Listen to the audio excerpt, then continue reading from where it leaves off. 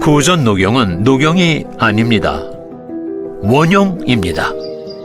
귀한 러시아산 녹용만을 사용해 만들기 때문이죠. 러시아산 녹용은 예로부터 으뜸 원자를 써서 원용이라 불려왔습니다. 고르고 고른 홍삼에 귀하디 귀한 러시아산 원용만을 담은 구전 녹용. 구전 녹용으로 귀한 건강을 챙기세요. 구전 녹용.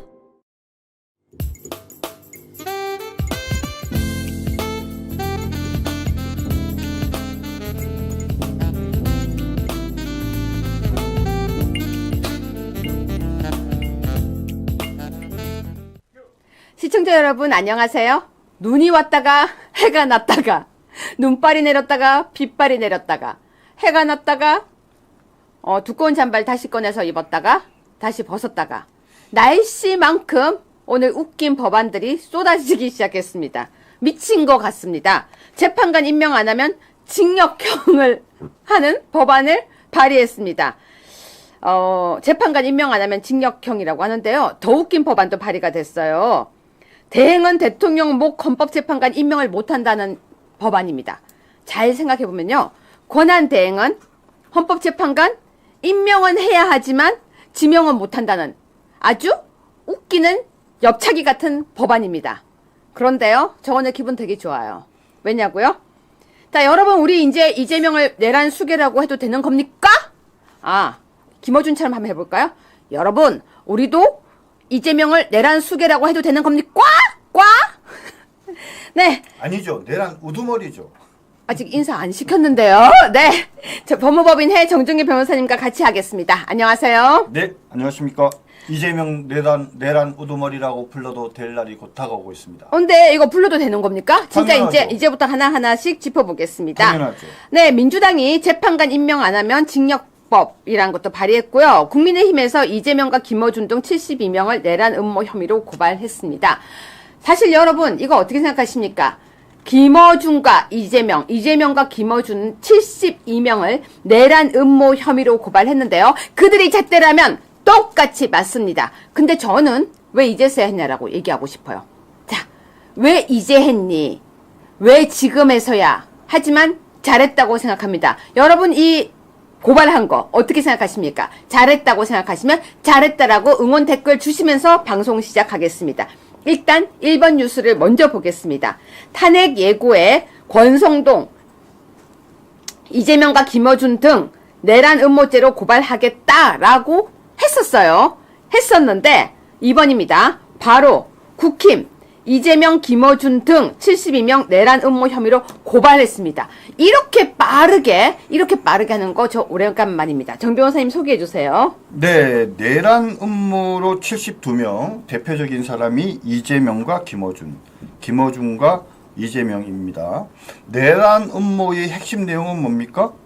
한덕수, 그다음 우리 최상목 부총리 뿐만 아니라 국회의원 전원을 탄핵하겠다. 내각 총탄핵을 하겠다 얘기입니다.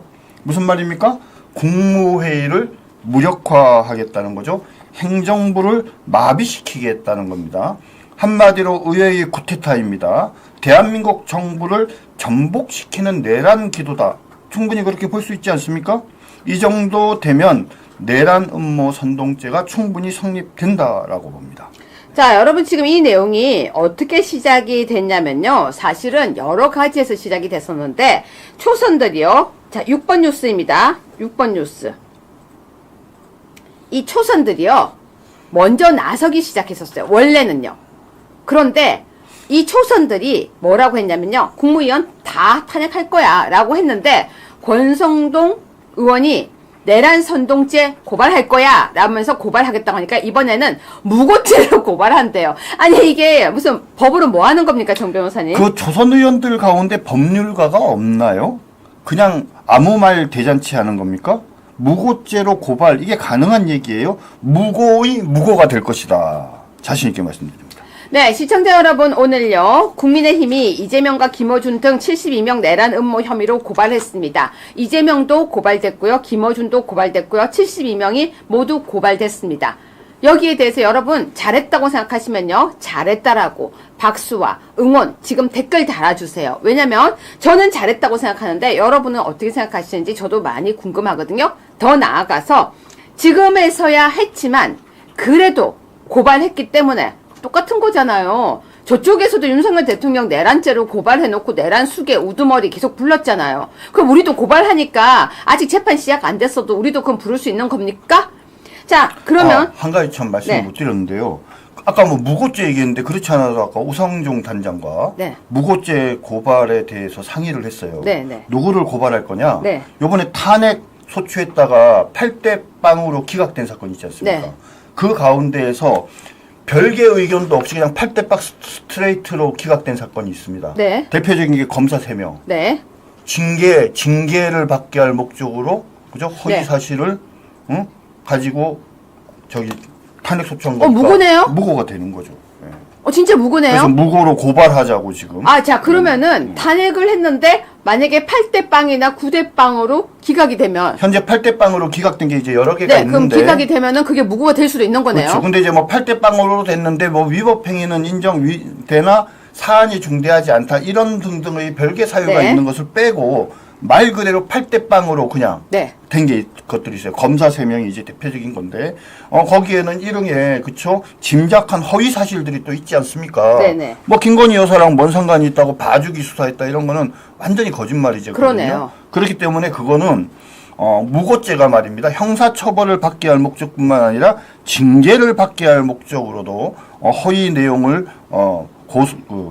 진정서 등을 제출한 경우에는 그때 무고죄가 성립합니다. 근데 탄핵소추는 일종의 징계지 않습니까? 네. 그죠? 그러니까 탄핵소추도 무고죄로 처벌할 수 있다. 네.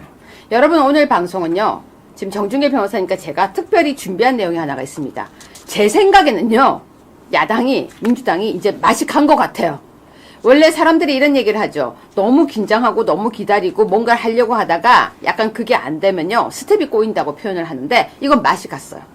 그리고 제가 고운 입에 욕을 쓸 수는 없으니까 최대한 쉬었다라고 제가 표현을 할게요. 이건 쉰 거예요. 이런 짓을 하기는 힘듭니다. 그런데 가만히 제가 보니까요. 옛날 독일에서요.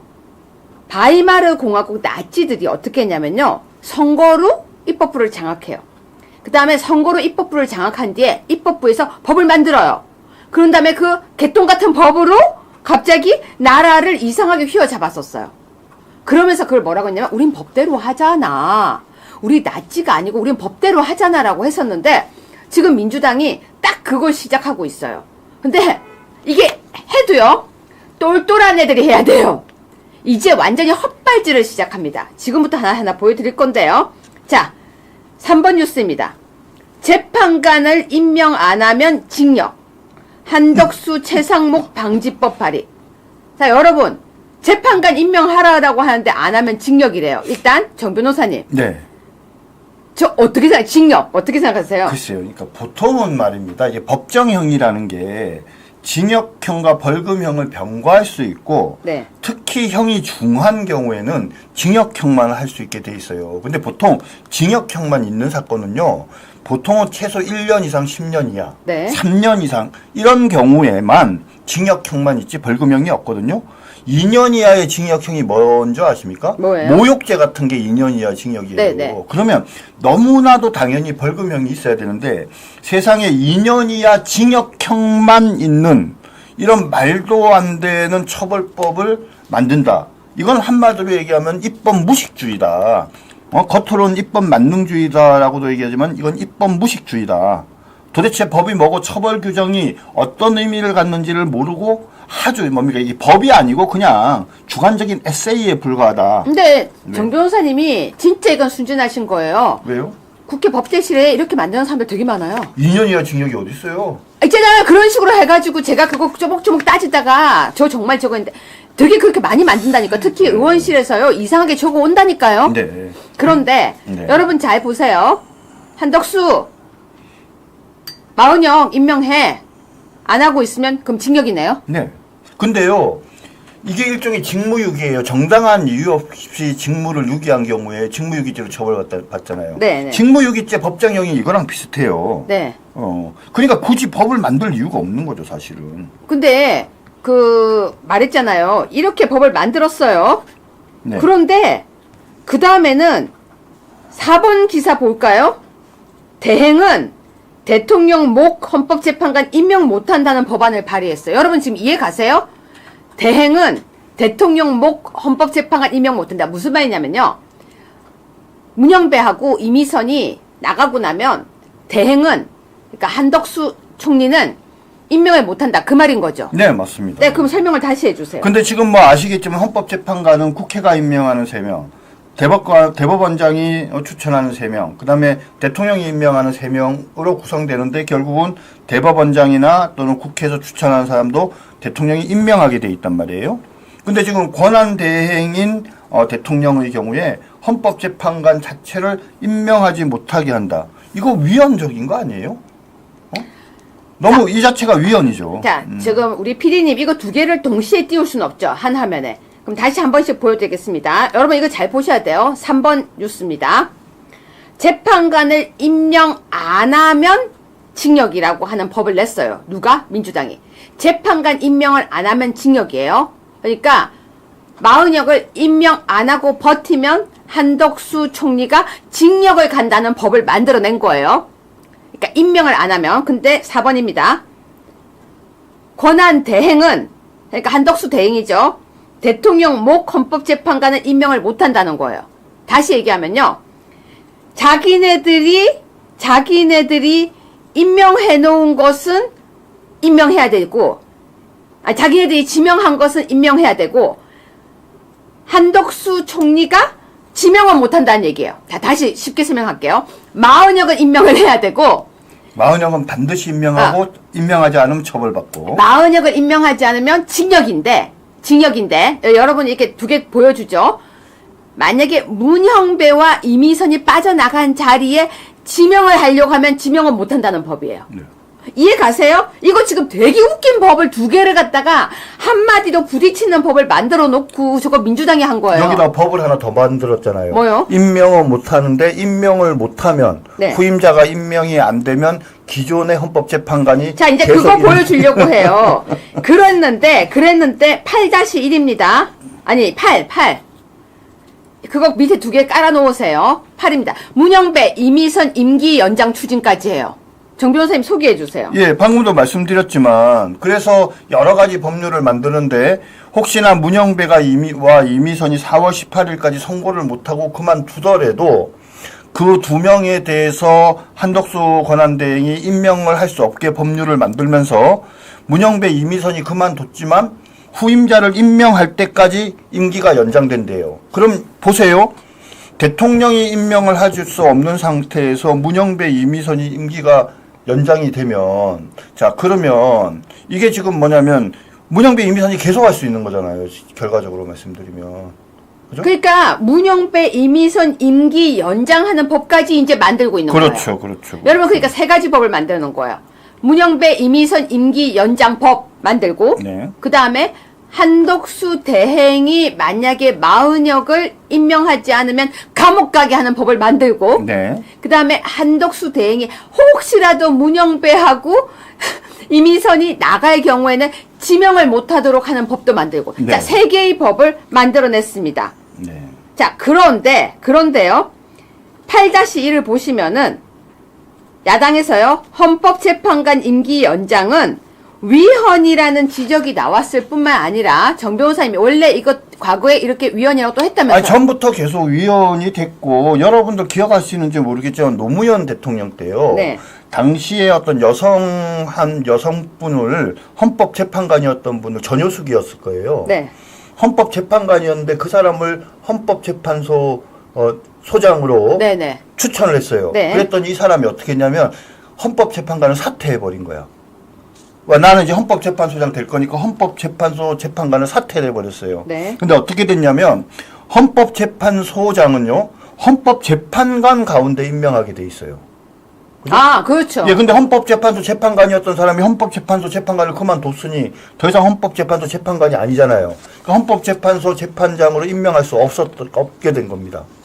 어떻게 보면 아이 그거 저기 소장으로 임명하기 위해서 그런 거니까 그 정도는 봐줘야 되지 않냐 이렇게 했는데 당시에 그나마 좀 제정신이 있었던 좌파가요 결국은 그거 받아들여서 전효숙을 헌법재판소 소장이 안 되고 그냥 중간에 다른 사람을 헌법재판소 소장으로 그렇게 임명한 경우가 있거든요.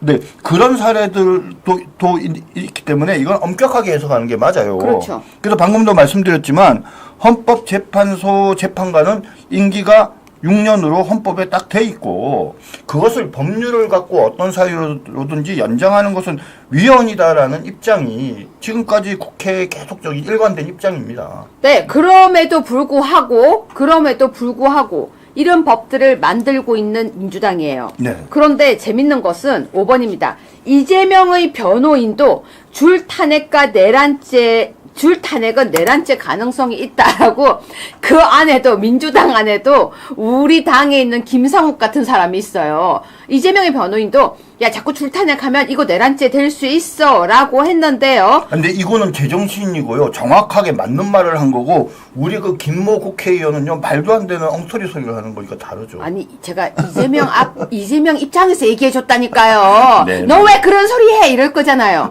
그런데 지금 다시 보자면 2번입니다. 국민의힘에서 이재명, 김어준 등 72명 내란 음모 혐의로 고발했어요. 네. 그럼 자기 당에 있는 변호사도 네. 이거 문제된다고 했으니까 여러분 이거는 사실 문제돼요. 문제되고 정 변호사님께 그래서 질문하겠습니다. 이거 만약에 문제되면 진짜 정당 해산도 가능한 겁니까?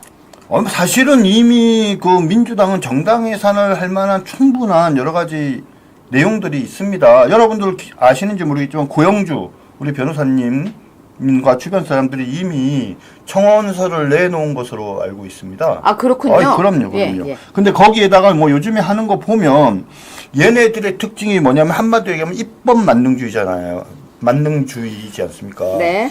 입법의 재량권을 100%, 120%, 1000% 해서 무슨 법이라도 만들잖아요. 그렇죠. 그런 이 입법 만능주의가 그것으로 해서 헌법의 다른 중요한 가치들을 침해하는 경우에는 그 자유민주적 기본 질서를 침해하는 거기 때문에 충분히 바로 정당해산 심판 제청이 가능하다라고 봅니다. 그렇기 때문에 조금만 더 가면 진짜 줄탄핵을 본격적으로 시작을 하면 이제 법무부에서 나서서 저는 정당해산 심판 청구를 반드시 해야 된다라고 생각합니다. 네, 저는요. 조민이라는 사람을 보면요. 참 멘탈이 강하다 생각을 해요. 엄마가 감옥 가고도 잘 지내고 아빠가 감옥 가도 잘 지내고 정말로 뭐 자기 의대 경력이 적어도 잘 지내고 재판을 받아도 잘 지내고 어떻게 보면은 그 정도 두꺼운 얼굴이 돼야지만 조국 일가인가? 라는 사람들의 말이 이해가 가는데요. 7번입니다. 조국당에서요. 헌재 전국민 화병 위자료 청구를 추진한대요. 여러분 세상에서 제일 황당할 때가 뭔지 아세요? 화병 난 게 난데 딴 애들이 있잖아요. 자기네들이 화병 났다 그러면 할 말이 없어요. 왜? 얼척이 없다고 하죠. 아니 우리가 화병이 났는데 왜 지들이 위자료를 청구해요, 정 변호사님? 네, 뭐 이런 류의 어떤 정치적 성격을 띈 어떤 소송 같은 경우는 지금까지 사실은 많았죠, 알게 모르게. 뭐 근데 지금까지 일관되게 이런 류의 어떤 정치적 소송은 전부 다 각하가 됐습니다. 각하가 된 핵심은 청구할 권한이 없다, 법적 권한이 없다라는 겁니다. 청구 적격이라는 표현을 쓰는데요. 그렇기 때문에 이것 역시 화병 위자료 청구를 해봤자 어차피 각하될 것이고 조국당 내부에 있는 변호사들도 그 내용을 잘 알고 있습니다. 그럼에도 불구하고 위자료 청구를 정치적으로 악용하기 위해서 4일까지 윤 대통령 선고 지정 안 할 시에 위자료 청구 소송을 하겠다라고 하는데 소송 비용이 만만치 않을 텐데 말입니다. 자, 그런 상황에서요. 여러분 좋아하실 뉴스입니다. 9번입니다. 아투 정례 여론조사에서 윤석열 대통령 지지율이 44%, 13주 내내 40%대 중후반을 유지하고 있습니다. 뭐 얘가 아픈 이야기지만 윤석열 대통령 계엄하기 전에는 지지율이 정말 안 좋았어요. 계엄을 하고 난 뒤에 많은 사람들이 윤버지, 윤카 등으로 부르면서 더 많이 사랑하게 됐고 젊은 층이 아주 확 윤석열 대통령을 지지하고 호남에서도 윤 대통령을 지지한다고 하면서요. 44%, 13주 내내 40%대를 유지합니다. 정 변호사님 저건 되게 시의적인 얘기죠? 네, 윤석열 대통령에 대한 평가가 달라지고 있죠. 정치인으로서의 윤석열에 대해서 많은 사람들이 이런저런 얘기를 했는데 요번에 계엄과 탄핵 등의 과정을 거치면서 20% 초반대였던 본인의 지지도를 2배로 늘렸지 않습니까? 네. 대한민국에서 이렇게 짧은 시간에 그죠? 국민 지지도를 이렇게 2배씩 올리는 경우, 더군다나 그냥 단순하게 소극적 지지자들까지 포함된 거긴 하지만 적극적 지지자가 대다수를 차지하는 이런 정도의 변화, 이거는 옛날에 YS나 DJ 같은 사람들도 못 만들어내는 그런 놀라운 변화입니다. 그래서 사실은 이번에 계엄과 탄핵 과정을 통해서 윤석열 대통령이 진짜 제대로 된 어떤 정치인으로 거듭났다. 생각보다 되게 수가 높은 정치인이다. 이런 평가하는 분들이 계십니다. 네, 윤석열 대통령이 지금 그렇게 지지율이 받치고 있는데 10번 뉴스입니다. 권성동 의원이요. 진짜 오랜만에 오늘 좋은 일과 좋은 말을 했는데요. 아까처럼 이재명과 김어준 등 72명 내란 음모 혐의로 고발했던 것과 같이 40여건 복복 입은 좌파 활동가다. 복복 입은 좌파 활동가다. 사퇴해야. 와, 근데 저 표현 너무 마음에 들지 않아요? 복복 입은 좌파 활동가. 네, 너무 맞는 말입니다. 지금 뭐냐면 헌법재판소 재판관은 헌법을 수호하는 사람이지 않습니까? 근데 헌법 수호의 핵심 가치는 자유민주적 기본 질서이거든요. 이런 자유민주적 기본 질서의 가장 정면으로 반하는 게 바로 막스 레닌주의예요. 사회주의 사상입니다. 그런데 그가 과거에 활동했던 곳이 인민노련이라고 하는 곳인데 막스 레닌주의를 지도 이념으로 삼았고, 그 다음에 뭡니까? 혁명을, 프롤레타리아 혁명, 사회주의 혁명을 목표로 하는 반체제 조직이었다는 건 너무나도 명확한 사실이에요. 이런 마은혁이 헌법재판소 재판관이 된다는 것 자체가 사실은 코미디예요. 코미디. 어떻게 민주당이 아무리 그렇지만 어떻게 민주당이 마은혁 같은 사람을 뭡니까? 헌법재판소 재판관으로 임명하려고 해요. 저는 나중에 그 정당해산 심판 청구를 하게 되면요, 민주당이 이런 인민노련 소속의 막스 레닌주의를 이념으로 해서 혁명을 목표로 하는 반체제의 사상을 가진 마은혁 같은 사람을 헌법재판소 재판관으로 하려고 한 것도 중요한 어떤 그 해산 사유 중에 하나로 포함될 거라고 생각합니다. 11번 뉴스인데요. 지금 정 변호사님이 마은혁에 대한 이야기를 하셨는데요. 마은혁의 임시지위, 재판관 임시지위를 달라라고 했던 재판을 청구한 응하가 있었습니다. 근데 제가 왜 가끔 얘기하다가 저 원래 평소에 욕을 안 쓰는데 가끔 진짜 이상해요. 진짜 미쳤나봐요 할 때가 있는데 아무리 봐도 좀 이상해요. 자, 재판관 임시지위인데 정 변호사님이 처음부터 얘기했습니다. 이건 문제 안 된다고요. 근데 각하 가능성이 있다고 나오네요. 단순한 각하 가능성이 있는 게 아니라 이미 판단했잖아요. 최근에 8대 0으로 임명하지 않는 것이 위헌이라고 하면서도 8대 0으로 뭡니까? 헌법재판소에선 재판관들이 헌법재판소에서 그런 권한이 없다. 그런 소송을 하는 것 자격이 없다. 그래서 이미 각하를 했어요. 근데 각하를 했는데도 또 해요. 왜? 정치적인 선전을 위해서. 네. 정말 좌파들은 끈질겨요. 아니면 끝까지 하려고 하는 저런 정말 의지들 보면은요, 우리가 정신 바짝 차려야 한다고 생각합니다. 오늘 드디어 가만히 있던 사람들이 다 튀어나오기 시작했습니다. 여러분, 사실 윤석열 대통령이 석방되고 난 뒤에 여당의 잠룡이라고 하던 사람들은 지금 쑥 숨었어요. 막 출판 기념회 하고 막 하던 또 없어졌고요. 갑자기 이사하겠다고 하는 홍 시장도 없어졌고요. 다 없어졌는데 뜬금없이 조경태가 나타났어요.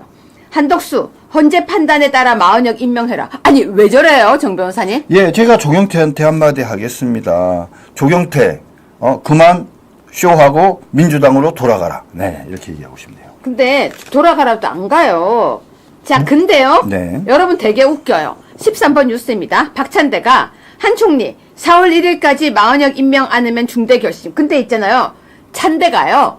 제 기억에는 며칠 전부터 계속 너 바로 해 계속 했는데 왜 또 4월 1일까지 질질 끈대요. 그냥 오늘 하라고요. 그냥 오늘 중대 결심하란 말이야. 근데 박찬대가 맨날 당일 오전까지 당일까지 이렇게 얘기했는데 전혀 통하지 않아서 면이 많이 좀 무너졌잖아요. 네. 그러니까는 아니 하루 더 시간 준 거예요. 내일까지. 아니 4월 왜 1일 자꾸 내일까지. 시간 주냐고요. 그냥 오늘 해. 오늘 저번에도 오후에 하라고 했잖아. 네. 찬대야 그냥 오늘 해. 그냥 중대 결심 지금 해. 지금 right now. 그런데 문재인이 튀어나왔습니다. 14번입니다. 계엄, 내란, 광기와 야만의 원형 제주 4.3에서 찾을 수 있다. 근데 문재인이요. 제 기억에는 엊그젠가 뭐라고 했냐면요. 즉시 임명하라 이러지 않았어요? 즉시 임명하라고 얘기했죠 문한테. 근데 문재인이 즉시 임명하라고 했는데 아무도 말을 안 듣니까 이번에 왜 갑자기 제주 4.3 얘기하면서요. 계엄, 내란, 광기와 야만의 원형하고 난리가 났어요. 그런데 15번입니다. 사실은요. 문재인 전 대통령 피의자 소환 통보. 피의자 소환 통보됐어요. 네 맞습니다. 근데 야당에서요. 정치 보복 끝이 없대요. 아니 그래서 저는 뭐 대단한 거 있나 했더니 16번입니다. 뇌물 혐의 서면 조사요. 이거 부르는 거 아니잖아요, 정 변호사님. 피의자 소환 통보도 했죠. 근데 왜 서면 조사예요? 서면 조사도 했죠. 그러니까 왜 서면 조사하냐고요? 근데 서면 조사하는 걸로 부족하니까 네. 소환 통보를 한 것이죠. 정확하게 얘기를 아니 하면. 근데 뭐 이걸 가지고 그렇게 자중자애하라고 난리예요? 그러니까는 얘네들은 되게 이상한데요. 자, 문재인이 지금 소환 통보가 된 거는 검찰이 잘못한 거예요? 이 사건이 언제 벌어진 거예요? 진작에 출석할 수 있었는데도 수사 협조 안 하고 서면 조사 받고 막 이러면서 시간을 질질 끌다가 그래서 시간이 끌다가 지금까지 온 거잖아요.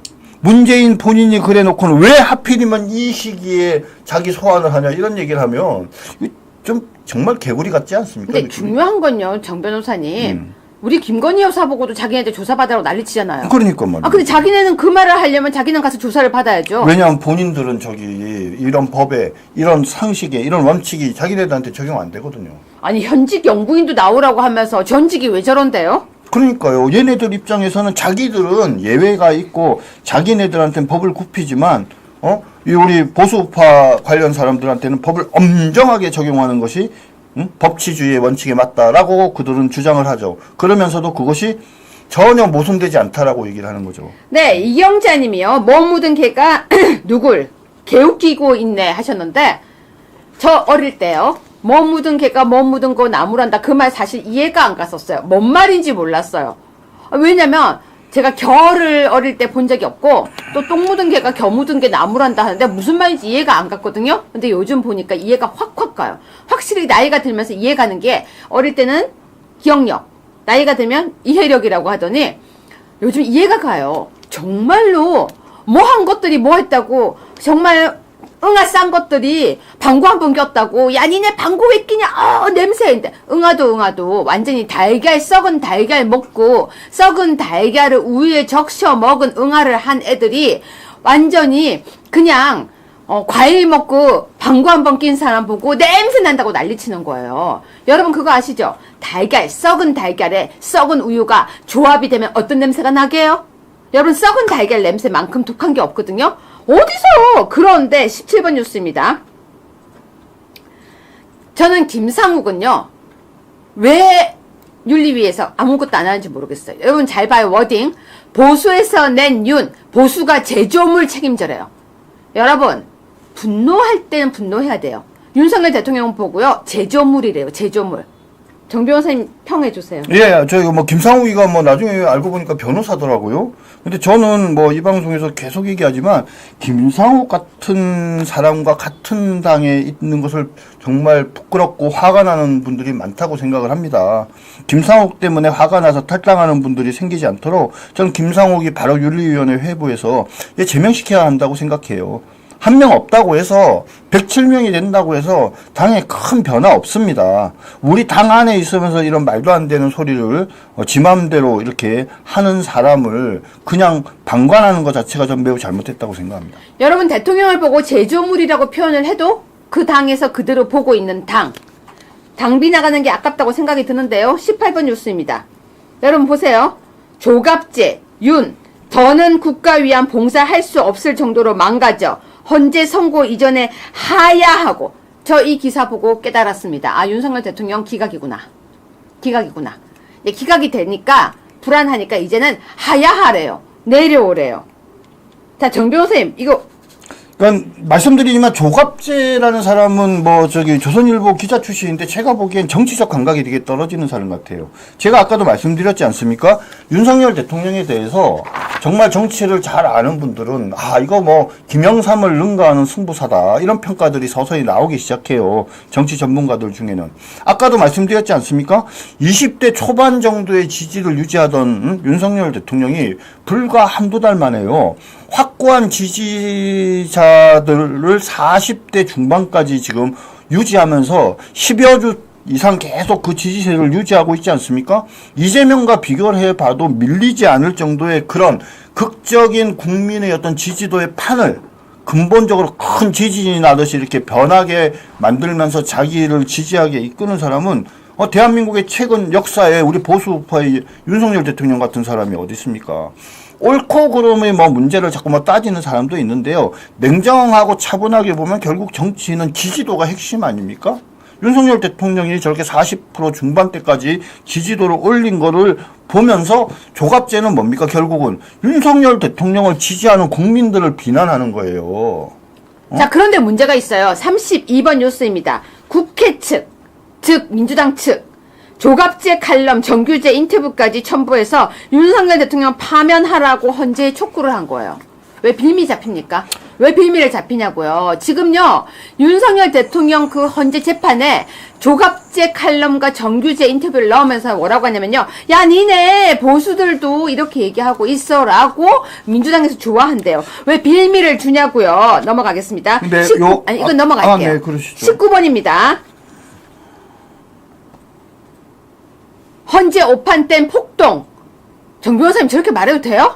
그거 지금 뭐냐면 좌파들이 말입니다. 이게 되게 특이한 게 계속적으로 과거에 윤석열 대통령에 대한 탄핵 심판 결과가 안 좋게, 우리가 보기에 안 좋게 나올 걸로 예상했던 그 시기에는 계속적으로 뭐라 그랬어요? 승복하라, 승복하라, 승복하라 그랬잖아요.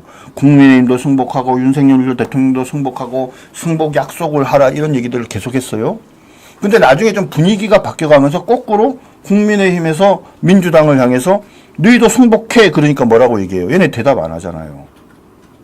왜 자기네들은 승복하라라고 욕을 하면서 거꾸로 너희도 그럼 승복해 이렇게 얘기한 거잖아요. 우리 승복할 테니까 너희도 승복해 그랬는데 얘네들은 승복한다는 얘기를 안 해요. 왜?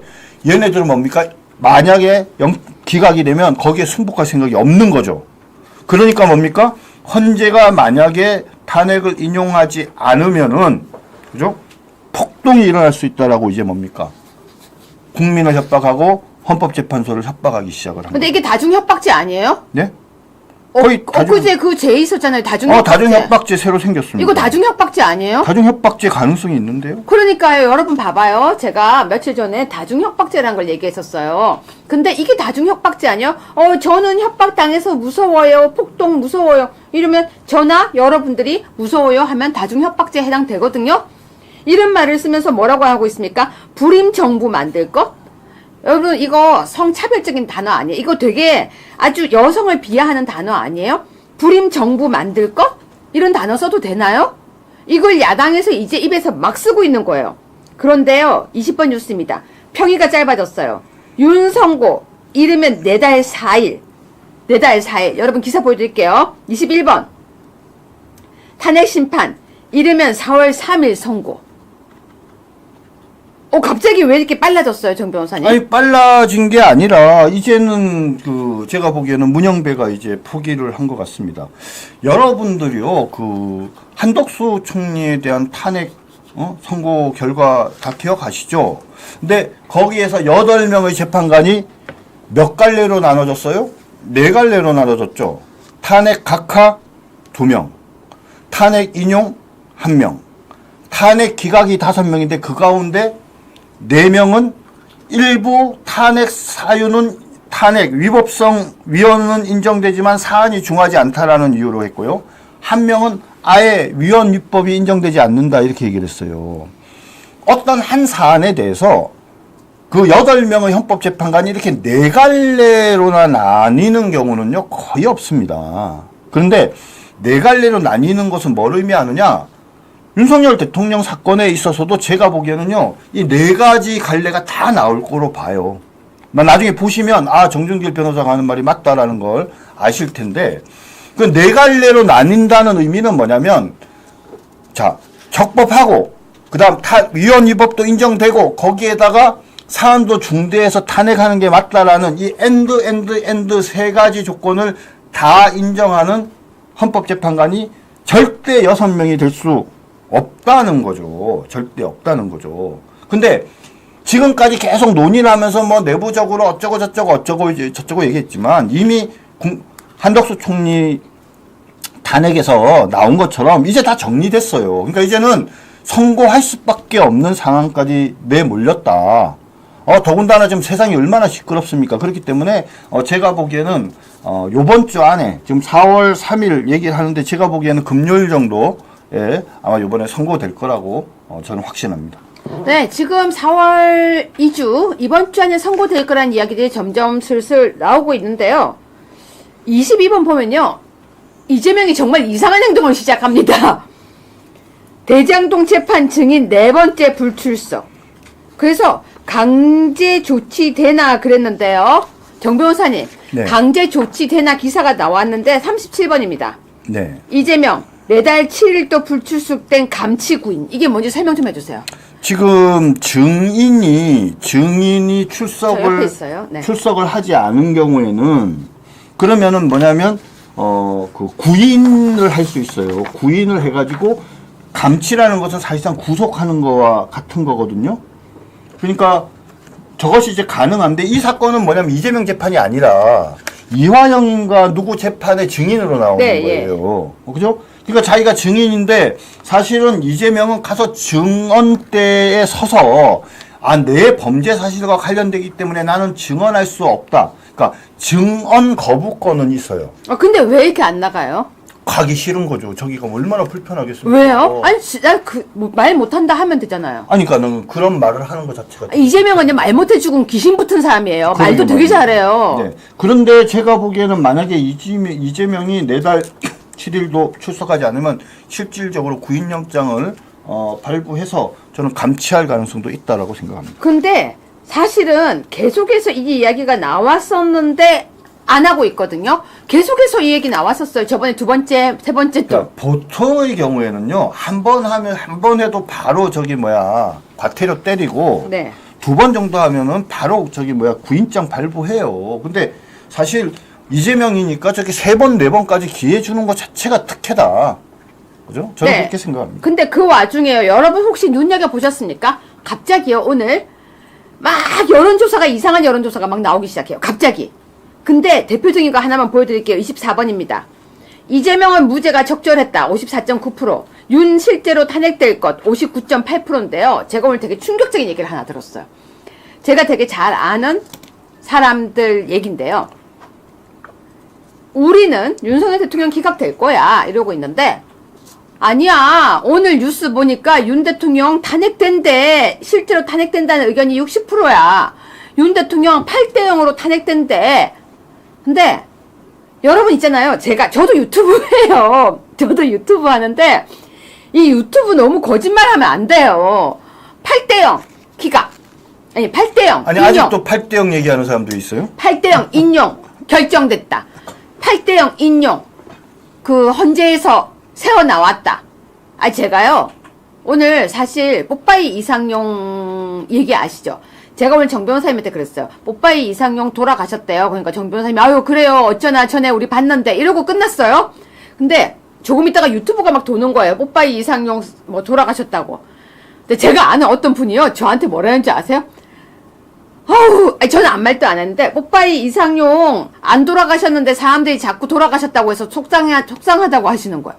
그분 멀쩡하게 식사하시고요. 그분 멀쩡하게 오늘 잘 지내시는데 갑자기 돌아가셨다고 그렇게 유튜브를 찍더라는 거예요. 근데 이만큼 가짜뉴스가 오늘 나와요. 이재명 무죄 적절 54.9%. 실제로 탄핵될 것 59.8%. 왜 이런 뉴스가 갑자기 이렇게 돌까요? 정 변호사님. 그러니까요. 지금 근데 중요한 거는 이게 지금 어디의 여론조사 결과예요? 한국사회연구소. 의뢰한 곳이 어디예요? CBS, 노컷뉴스. 뭔가 느낌이 확 오지 않습니까? 아까 그 보여줬잖아요. 우리 저기 아시아투데이, 정론지인 아시아투데이의 어떤 여론조사 결과랑 너무 판이하지 않습니까? 믿을 게 못 된다. 네. 저는 그러니까 그렇게 한마디로. 왜 이렇게 나오는 걸까요? 근데 왜 이게 오늘 갑자기 쏟아질까요? 얘네들은 좀 분위기를 몰아가야 되지 않습니까, 지금? 그렇죠. 몰아가야 되니까 자꾸 이런 거 이제 내놔야죠. 소용없습니다. 그런데 오늘 유독 많이 나왔었어요. 네. 자, 이제 막바지입니다, 막바지. 네. 자, 그 다음 넘어가겠습니다. 제가 이 사진은 여러분 오늘 사진을 갖다가 보여드리기 전에 일단 25번 이재명 윤 복귀는 제2계엄 의미 속보가 나왔어요. 그러니까 쟤네들은 자꾸 선전선동을 하는데 윤석열 대통령이 복귀를 하면은 계엄을 할 가능성이 높겠습니까? 만에 하나 이재명이 대통령이 돼서 계엄을 할 가능성이 높겠어요. 저는 자신 있게 말씀드리는데요. 윤 대통령이 복귀해서 계엄할 가능성이 만약에 열이라고 한다면 이재명이 대통령이 되면 계엄할 가능성은요 100이고 1000이라고 생각합니다. 그러니까 이재명이 이런 말 할 자격이 없는데 자꾸 국민들한테 불안감을 야기시키는 거죠. 윤 대통령이 분명히 말씀하셨잖아요. 요번은 계명령이었고 다시는 계엄 안 하겠다라고 약속을 했어요. 윤 대통령은 말을 하면 지켜요. 근데 이재명은 말해도 약속을 안 지키는 게 다반사지 않습니까? 그런 이재명이 이런 얘기하면 저는 안 된다고 생각합니다. 자, 제가 어제 헌재 앞에 다녀왔습니다. 여러분 헌재 앞에는요. 많은 국회의원들, 국민의힘 국회의원들이 번갈아서 릴레이로 헌재 앞을 지키고 있고요. 또 많은 분들이 계신데 제가 사진 몇 개만 보여드리겠습니다. 일단 이철규 의원님과 김정재 의원님이 어제 저희가 갔을 때는 앉아 계셨습니다. 두 분 앉아 계신 사진을 먼저 보여드리겠습니다. 이렇게 앉아 있는데 어제 날씨가 꽤 추웠습니다. 대통령 탄핵 각하, 헌법재판소 졸속 이러면서 앉아 계시는데 그 다음 장면 하나 보겠습니다. 저하고 정 변호사님이 같이 찾아갔었는데요. 정말 너무 추워서 저러고 앉아 있었고요. 저기 뒤에 보시면 릴레이 시위라고 적힌 걸 제가 저걸 보여드리려고 지금 저 사진을 보여드리는 겁니다. 저 뒤에 릴레이 시위 뭐 10며칠 차 이렇게 있는데요. 더 중요한 것은 우리 보수 국민들이 108배를 릴레이로 하고 있었습니다. 그 사진도 보여드리겠습니다. 자, 저 뒤에 보이시죠? 윤석열 대통령 탄핵 기각 촉구 108배. 자, 바로 동자승 님이 계시고, 저 자리에서 아침에 이준배 시의원이 3000배를 한다고 합니다. 이렇게 많은 사람들이 지금 하고 있는데요. 성배. 네. 이성배인가요? 네네. 이준배가 아니고? 이준배는 우리 이성배 시의원인가? 미안합니다. 죄송합니다. 이성배 시의원이라고 합니다. 죄송합니다. 아무튼 이렇게 다들 고생을 하고 있습니다. 그런데 29번입니다. 기약 없는 탄핵 심판 시민단체 헌법재판관 직무유기로 고발한다고 합니다. 정 변호사님 이거 누구한테 좋은 거예요? 그러게요. 사실은 저는 문영배가 거의 저는 돌지경이라고 생각을 해요. 왜냐하면 내부에서 지 나름대로는 애를 썼잖아요. 빨리 신속하게 처리하고 탄핵을 결정하려고 했는데 내부에서 도대체 6명이 안 나오는 상황 아닙니까? 네. 그리고 객관적으로 상황을 분석하는 사람들은 4대4, 경우에 따라서는 3대5의 상황이라고 생각하거든요. 그러니까 문영배 입장에서는 이게 지금 빨리 선고할 수 있는 상황이 못 돼요. 그리고 마은혁이 뭐 자꾸 임명하라고 뭐 그러는데 마은혁이 들어와 봤자 5대4 내지 4대5거든요. 네. 그러니까 마은혁이 들어와도 어차피 인용이 안 되는 상황인데 자꾸 민주당에서 마은혁 임명하라, 그 다음에 빨리 선고하라 이러더니 저쪽 시민단체 쪽에서 지금 직무유기로 고발까지 하니까 완전 꼭지가 돌지 않겠습니까? 근데 정 변호사님 이렇게 고소 고발이 너무 많으니까 어떤 생각이 드냐면요. 이제 국민들이 이런 거 별로 안 무서워할 것 같아요. 아니 그럼요. 하나도 안 무섭죠.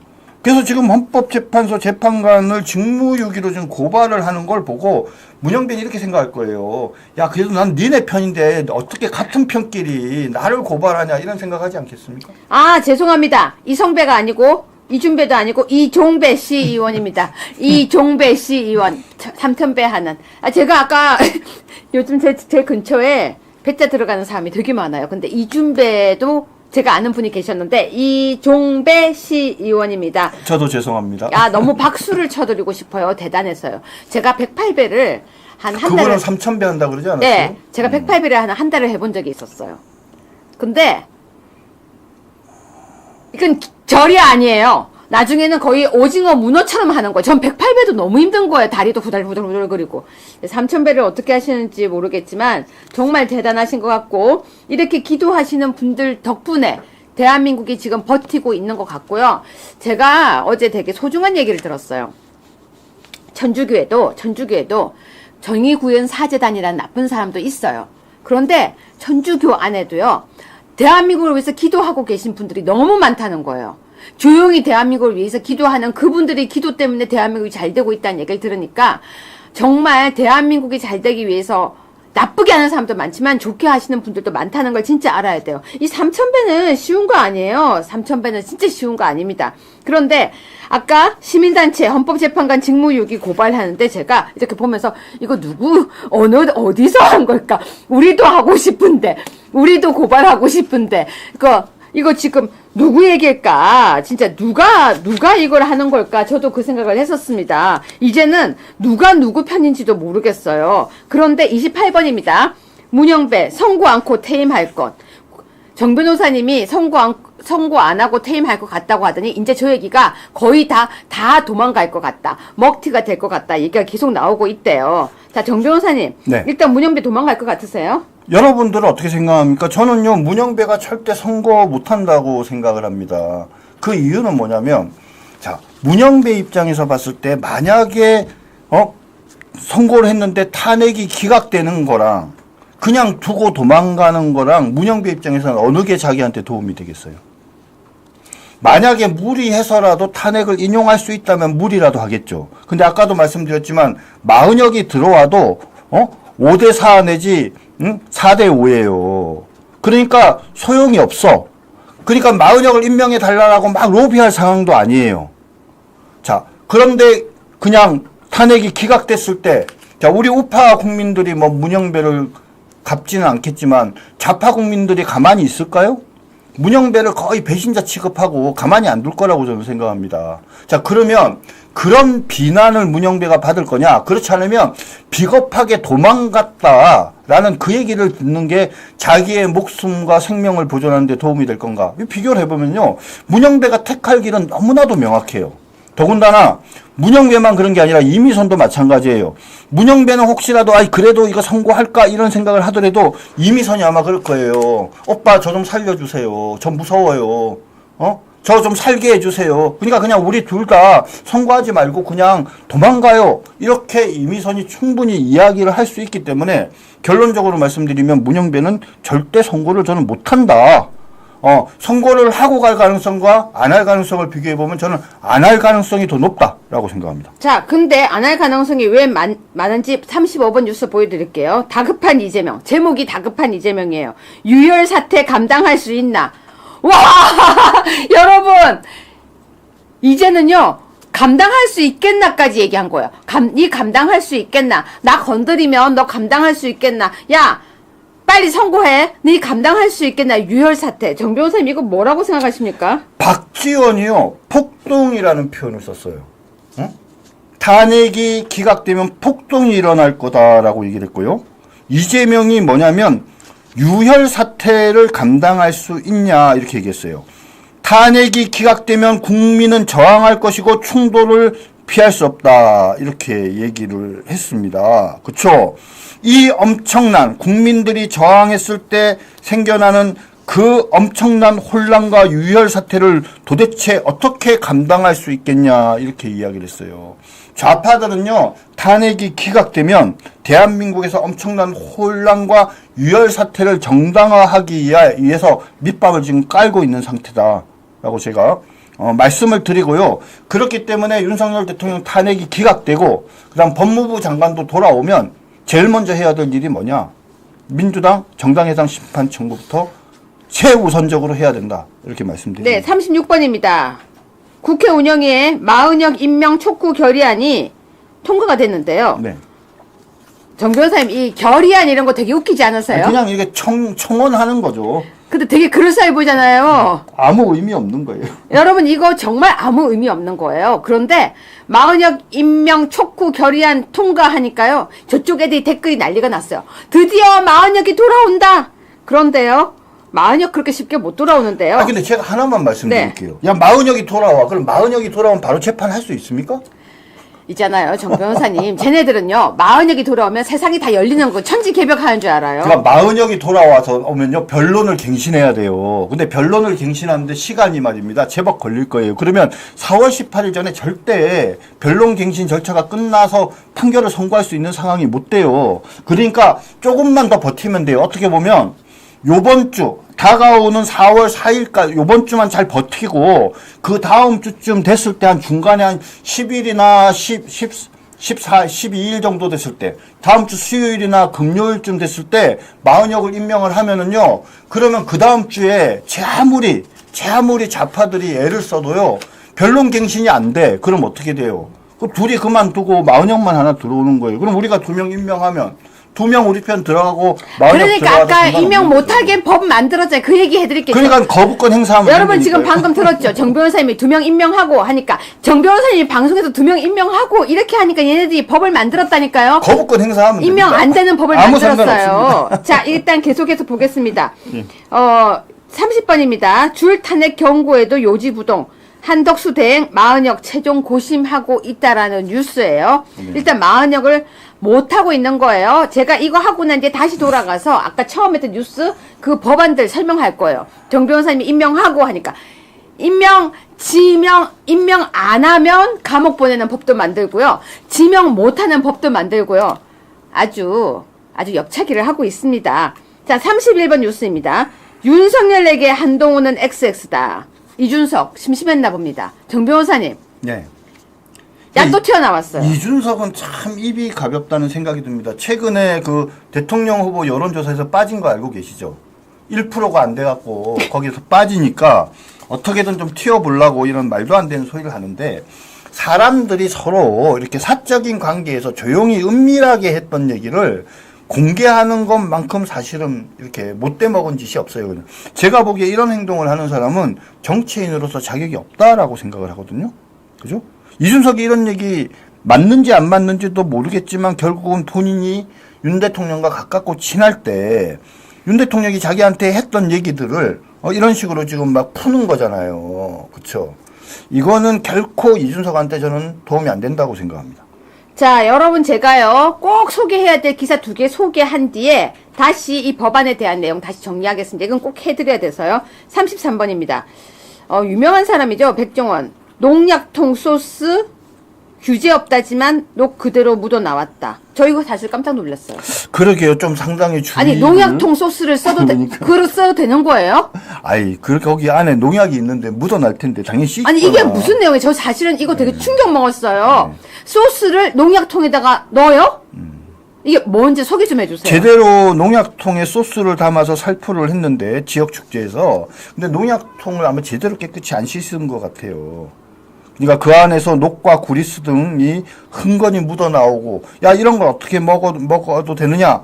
이렇게 이제 문제가 된 거죠. 그러니까 이제 급하게 이야기를 하면서, 그냥 농약통 소스 규제가 없어서요. 이렇게 얘기했는데, 그거는 기본적으로 말이 안 되는 소리죠. 백종원 씨가 요즘에 이런저런 이유로 상당히 지금 어려운 상황에 처해 있는 것 같습니다. 그러니까 여러분, 소스를 농약통에다가 소스를 넣어서 한 거예요. 근데 농약통인데 그 안에 나왔다는 거예요, 검출. 근데 저는요, 그래요. 저는 찌약 케이스 안에다가 여러분 밥 담아서 먹을 수 있어요? 나는 못 먹겠어요. 그리고 만약에 모르겠어요. 저는 강아지 사료 그릇에도 제 거 밥 못 먹을 것 같은데 어떻게 농약통에, 아니 여러분 혹시 바퀴벌레 약통에다가 과일 같은 거 썰어서 먹을 수 있어요? 농약통 안에다가 소스를 넣었다? 제가 잘못 본 줄 알고 계속 봤어요. 계속. 근데 농약이 녹이 그대로 묻어 나왔대요. 그래, 녹도 문제고 농약이 있는지도 걱정이고. 그럼 만약에 여러분 기름통에 뭐 김치 같은 거 담을 수 있어요? 아니잖아요. 왜 이런 걸 했는지 잘 모르겠어요. 그냥 빈통을 쓰지. 근데 녹이 그대로 묻어 나왔다는데 녹도 좋은 거 아니잖아요. 아무튼 이걸 보면서 제가 이건 좀 아닌 것 같다라고 생각을 했어요. 정 변호사님도 그렇죠? 그럼요. 좀 주의를 기울였어야죠. 이거 기본에 관한 문제죠. 기본에 관한. 그래서 저 뉴스를 보면은 가짜뉴스 아니에요. 펼쳐주세요. 가짜뉴스 아니에요. 33번. 그대로 밑에 또 보여주세요. 이거 자꾸 사람들이 가짜 뉴스냐고. 아, 진짜 뉴스예요. 제가 왜 가짜 뉴스를 제가 몇 번 읽었습니다. 그래서 가짜 뉴스 아니고 진짜 뉴스예요. 저도 여러 번 읽었습니다. 그래서 이건 좀 아닌 것 같아서 여러분한테 보여드렸습니다. 근데 더 충격적인 뉴스도 있습니다. 34번 뉴스입니다. 핸드폰 수리를 맡긴 네. 90대 할머니가 계셨는데 그 직원이 그거를 이용해서 돈을 대출받아서 2억 원을 털었습니다. 그래서 나중에 자식들이 뒤늦게 이제 그 사실을 알고 형사고소해서 현재 구속된 상태입니다. 여러분, 핸드폰을 고쳐달라고 줬더니요, 핸드폰 안에 자기가 해가지고 그 사람 할머니 돈을 2억을 다 가져갔대요. 자, 여러분, 제가 항상 이야기하지만요, 핸드폰 누구한테 맡기지 마시고요. 핸드폰 안에 있는 정보는 만약에 이 핸드폰을 이렇게 다른 사람한테 이렇게 맡기잖아요. 그러면 이거 그대로 복사도 할 수 있는 게 요즘 기능입니다. 정말 핸드폰 조심하셔야 될 것 같아요. 얼마 전에 또 어떤 연예인이 핸드폰을 버렸는데 그 안에서 무슨 개인정보를 예, 해가지고 협박. 또 협박하다가 구속된 사건도 있었지 않습니까? 우리 시청자 여러분들 본인 핸드폰 관리 평소에도 잘 하시고 혹시나 핸드폰 바꿀 때도 기존에 쓰던 핸드폰 함부로 거기다 맡기면 안 됩니다. 자, 여러분, 오늘 제 주제 다시 한 번만 설명하겠습니다. 일단 오늘 이번 뉴스입니다. 국민의힘에서 이재명과 김어중 등 72명을 내란 음모 혐의로 고발했습니다. 잘했습니다. 네, 그래서 국민의힘을 우리 박수 쳐줘야 됩니다. 이제 드디어 고발했습니다. 물론 늦었습니다. 좀 더 빨리 했어야 됩니다. 하지만 늦었지만 했기 때문에 저는 박수를 쳐줘야 된다고 생각하고요. 그렇다면 우리도 그들과 똑같이 이야기를 한다고 한다면 이재명 내란 우두머리야? 내란 수괴야? 라고 써도 된다는 얘기가 됩니다. 그렇다면 저기에도 제목 그렇게 써야죠. 이재명. 그쵸? 그런데 이거보다 더 중요한 게 있습니다. 3번입니다. 재판관 임명 안 하면 징역이라는 법을 발의했습니다. 정 변호사님 잠깐 짧게 소개해 주세요. 네, 현재 마흔역 임명을 계속 강요하고 있는데 입법 만능주의적 사고방식을 가진 민주당 애들이 재판관을 임명을 하지 않으면, 마흔역을 임명하지 않으면 2년 이하의 징역을 선고할 수 있는 그런 법을 만들겠다라고 합니다. 한심합니다. 자, 마흔역을 임명 안 하면 징역하는 법안인데요. 4번입니다. 대행은 대통령 몫의 헌법재판관 임명 못하는 법안도 발의했어요. 아까처럼 2명이 나가고 나도 임명 못하는 법을 발의한 겁니다. 문영배와 이미선이 4월 18일 혹시라도 퇴임하게 되면 그 다음에 한덕수가 우리 쪽 사람 임명하면 안 되잖아요. 그러니까 대통령 몫을 대행인 한 대행이 임명하지 못하도록 하는 그런 또 말도 안 되는 법안을 만들고 있습니다. 이것 역시 입법 만능주의의 아주 잘못된 어떤 방식이라고 말씀드릴 수 있습니다. 네, 조국당에서는요, 전국민 합병 위자료 청구도 추진한다고 하고요, 대통령이 이거 빨리 임명하라고 민주당 측에 있는 그 쪽에서 뭐 직무유기로 고발, 민주당이라고 안 할게요. 정확하게 하겠습니다. 시민단체에서 헌법재판관 직무유기를 고발도 했다고 합니다. 자, 이제 이렇게 정말 말도 안 되는 일들이 대한민국에서 벌어지고 있습니다. 자, 정 변호사님, 네. 일단 구전 녹용 한 잔 드시고 네. 설명하겠습니다. 네. 여러분, 제가 이거 드리고 구전 녹용, 많은 분들께 애국 녹용이라 불리는 구전 녹용을 소개해 드리겠습니다. 구전 녹용은 녹용 중 가장 비싸고 귀하다는 러시아산 그중 천혜의 환경을 가진 아바이스크산 녹용의 가장 비싼 분골과 팁까지 통째로 다렸다고 하는데요. 합성 첨가물을 일절 사용하지 않고 엄선한 국내산 재료를 평강만의 기술로 황금 배합하여 다려냈습니다. 아토TV와 함께 대한민국 국민 모두 파이팅 하시라고 구전 녹용편을 32% 할인합니다. 0504-0824-2172로 구전 녹용이라고 문자 보내주시면 전문 상담원이 전화드리겠습니다. 자, 정 변호사님, 네. 오늘 얘네들 법안 낸 거 설명해 주시면서 예, 뭐 마무리 멘트 방금 해주세요. 말씀 2개 하셨지만 또 하나가 더 있었죠. 문영배, 이미선의 임기 연장 추진. 네. 그렇죠. 2명 임명하지 못하는 법안을 만들 뿐만 아니라 문영배, 이미선의 임기를 연장 추진하는 그런 법까지 만들고 있습니다. 이거 위헌이라고 이미 지적된 것임에도 불구하고 얘네들은 상관이 없어요. 그 지위 확인 소송, 지위 확인 가처분 이런 것도 이미 각하놨는데도 또 하잖아요. 네. 그렇죠? 이들은 법치주의가 뭔지 모르고요. 오로지 자기네들이 다수니까 무슨 법이라도 만들 수 있다는 입법 만능주의적 사고방식을 갖고 있는데, 그러한 입법 만능주의가 바로 자유민주적 기본 질서를 근본적으로 침해하는 것이기 때문에 가까운 시일 내에 민주당에 대한 위헌정당 심판 청구를 반드시 해야 된다라고 생각합니다.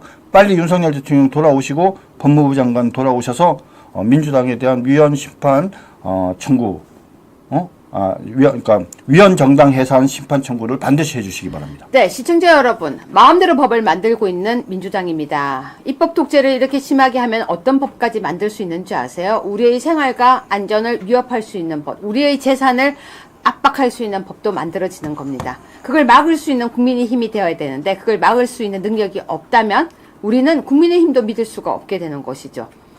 이런 법을 만들면 어떨까요? 민주당 입 딱